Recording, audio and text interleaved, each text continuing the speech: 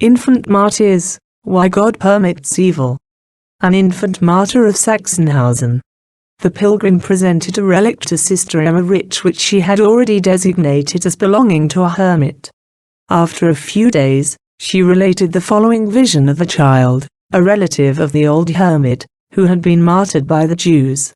I have had an apparition of a child about 4 years old, surrounded by the martyr's rosy aureola. There was something wonderfully attractive about him. His words were few, but full of wisdom. I went a long journey with him, and I was deeply impressed on seeing the little boy so brilliant with light, so grave, and so wise. We passed over a city, and I was instantly conscious of its state. I felt that its pious souls were few. The child led me over a bridge and showed me the house in which he was born, a tolerably large, old-fashioned dwelling. All was still within. On our approach, the inmates thought of the little boy. A faint remembrance of their history recurred to them, and I was told that the sudden remembrance of the dead often arises from their proximity. The child showed me that, as the union between the soul and the body never ceases, not even after death, so the influence of a holy soul never ceases to be exerted over all belonging to it by ties of blood. A saint continues his influence over his family and, in proportion to their faith and piety, do they profit by it. He told me also of the salutary influence he had exercised over his relatives, and that he had attained by martyrdom to that perfection to which he would have arrived, if his life had not been cut short by man's wickedness. Yet more, his relatives had profited spiritually by the influence he would have exercised had he lived, instead of being snatched away in his 4th year. Evil happens not by the will of God, but only by his permission, and the accomplishment of good, prevented by another's sin, is not wholly frustrated. It is effected most surely, but in a different way. Crime in its essential consequences attacks its author only. As to its innocent victims, martyrdom leads them all the more speedily to perfection. Though sin against another be an act directly opposed to the law of God, yet the designs of God are never frustrated, since all that the victim would have achieved during life, he accomplishes spiritually and with the same freedom of will. Then I saw the history of the martyred child. His parents were very pious people who lived about 300 years ago, at Sachenhausen, near Frankfurt. They had a near relative in Egypt, an Anchoret, whom they regarded with great affection and veneration. They frequently remarked, as they looked on their child, how happy they would be if he, too, would one day lead a holy life and serve God in solitude.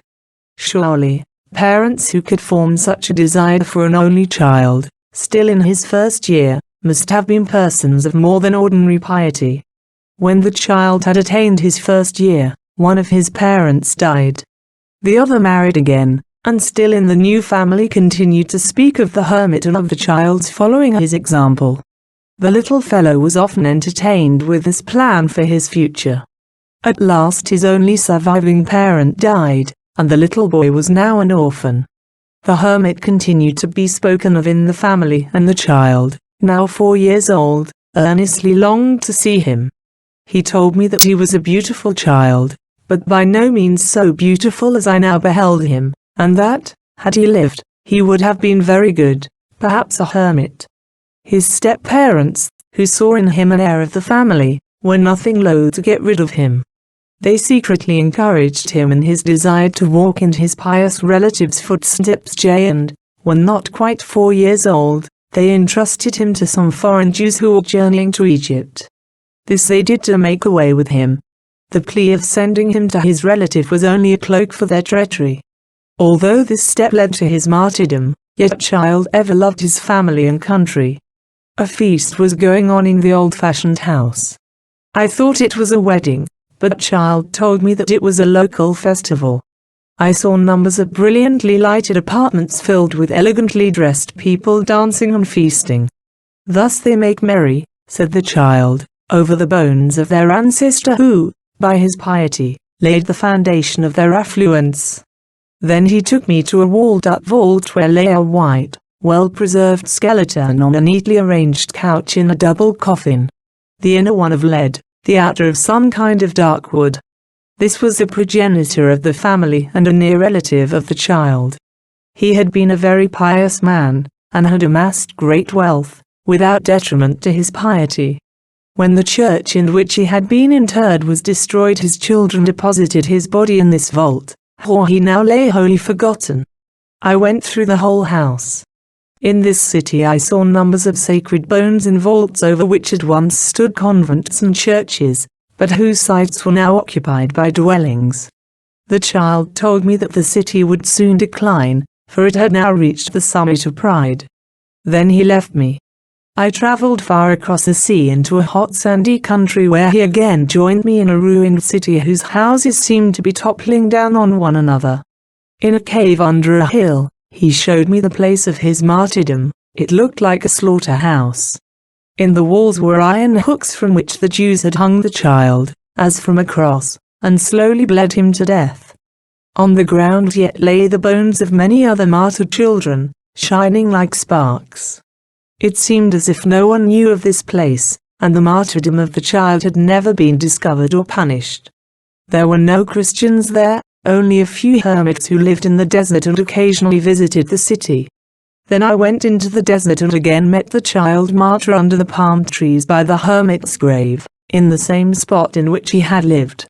He had died before his young relative had left Frankfurt. His remains were luminous. Several others were buried in this desert, and around in the white sand laid pieces of some kind of black stuff, like broken pottery. Here the child again left me, and I was taken over the sea to another place, to a hill near the city which contains the martyr place Rome. On one side stand houses with grapevines here and there, and under it is a spacious vault upheld by columns. The entrance is closed, no one knows of its existence. As I entered, the child martyr again appeared to me, and I found a rich treasure of holy bones. The whole cave was lighted up by them. There were entire bodies in coffins standing against the walls, and numberless bones in smaller caskets. I set to work to dust and open them. In one of them I found a body whose winding sheet was perfect wherever it had touched the holy remains, whilst all the rest was fallen to dust. And in others the bodies were thoroughly dried up and as white as snow. I saw by my visions of the life of these saints that most of them belonged to the early ages.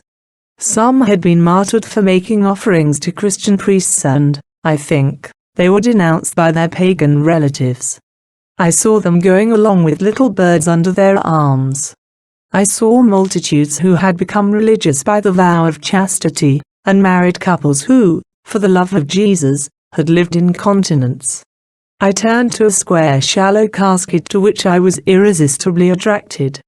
I felt as if it belonged to me, for there I found all my own saints, all whose relics I have here. I wanted to bring it away with me, but the child said no, it must stay where it was, and so I covered it with a blue veil. The relics were all arranged on little cushions. The child told me that they had lain there concealed since the early ages, and that there they were to stay. But the time will come when they will be brought to light. Amen.